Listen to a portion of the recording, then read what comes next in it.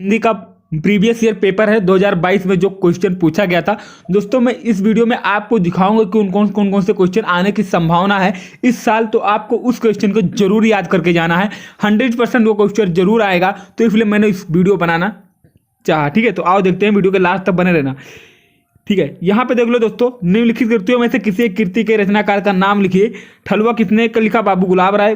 भूले बिसरे चित्र भगवती चरण वर्मा। आहुति इलाचंद जोशी निर्मला। मुंशी प्रेमचंद।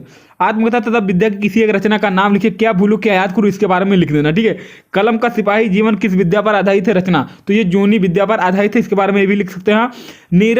निराला की साहित्य साधना के लेखक का नाम बताइए। डॉक्टर रामविलास शर्मा। एक नंबर का आता है दोस्तों, आपको भूलना नहीं है। द्विवेदी युग के किसी एक कवि का नाम लिखिए। मैथिली शरण गुप्त। भारतेंदु युग की किन्हीं दो विशेषताओं का उल्लेख कीजिए। वेरी वेरी इंपॉर्टेंट दोस्तों, ये 2 नंबर का, ये हमेशा आता ही और आता है और आता रहेगा। ठीक है, तो इसको जरूर नोट कर लेना।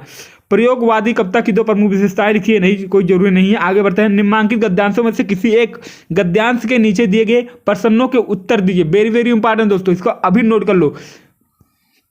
ठीक है, लिख लेना, 100% आने की संभावना है।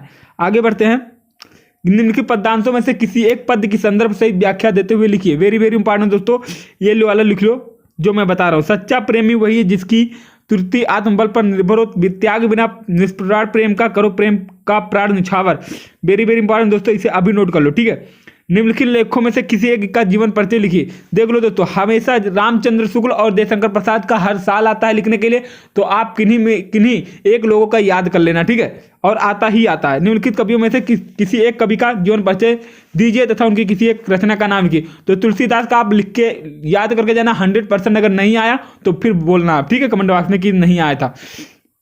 निम्नलिखित संस्कृत गद्यांश का संदर्भ सहित व्याख्या हिंदी में कीजिए। तो इसका आपको दोस्तों हिंदी में अनुवाद करना है, संस्कृत में लिखा गया है।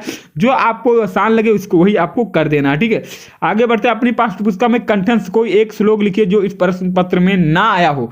ठीक है, निम्नलिखित में से किन्हीं 2 प्रश्नों के उत्तर संस्कृत में लिखिए। करुण रस तथा हास रस की उदाहरण सहित परिभाषा दीजिए। उपमा तथा उत्प्रेक्षालंकार, ये दोस्तों हमेशा आता है, इसको जरूर लिखना। सोठा और रोला, ये भी आता है, वेरी इंपॉर्टेंट, इसे भी लिखना। निम्नलिखित उपसर्गों में से किन्हीं 3 के मेल को एक शब्द बनाइए। ठीक है, इसको आपको लिखना है। निम्नलिखित में से किसी 2 प्रत्ययों का प्रयोग करके एक शब्द बनाइए। बनावट, सजावट, मिलावट, ये सब आपको लिख देना। ठीक है, निम्नलिखित में से किन्हीं 2 के समास विग्रह कीजिए। वेरी वेरी इंपॉर्टेंट दोस्तों, निम्नलिखित में से किन्हीं 2 शब्दों के तत्सम रूप लिखिए। वेरी वेरी इंपॉर्टेंट दोस्तों, कान का और ये क्या पंख का, इसको दोनों दोस्तों इंपॉर्टेंट है, इसको जरूर नोट कर लेना। ठीक है, याद कर लेना।